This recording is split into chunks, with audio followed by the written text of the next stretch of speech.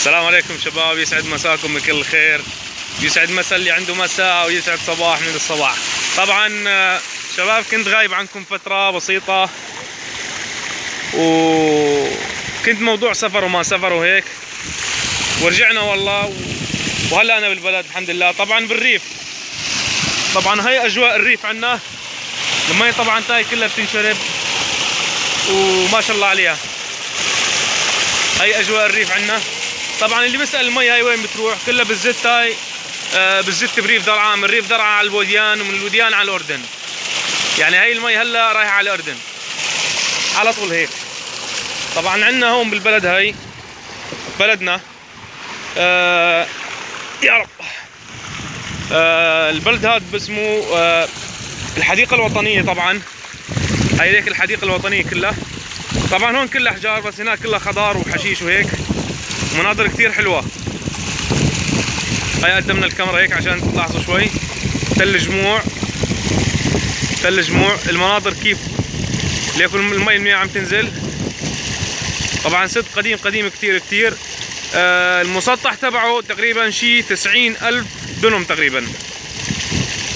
السد تقريبا بيجي تقريبا شي 90,000 دنم. طبعا وهاي الشباب اصحابي كمان جينا مع بعض. خليكم معنا. هلا راح نطلع لفوق نشوف السد من فوق، ان شاء الله يعجبكم. وبالنسبه للشباب، انا اللي بيسال مين انا مو شامي. انا من ريف درعا، انا مو من الشام، بس انا يعني سكننا فتره بالشام. ايه يا رب. بس انا من ريف درعا الغربي، من بلده السيد. طبعا هذا السد بالبلد تبعي، بالبلد تبعي. واللي بيسأل وين سافرت، انا كمان سافرت على الكويت.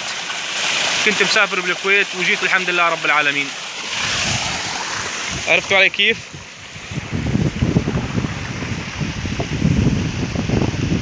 طبعا فيديوهات بعيد عن الطيور كثيرة. يعني في ناس عم تحب الطبيعة، انا بحب الطبيعة كثير فوق ما تتصوروا. انا بحب الطبيعة كثير، وفي شغلات راح اعرض اياها اول باول. منطقة هون وعلى شوي. طبعا منظر جميل، هلا راح تشوفوه كثير كثير. الشباب طلعوا معي على فوق. يا رب صلوا على رسول الله. يا رب. هذا سد بلدتنا الحبيبة.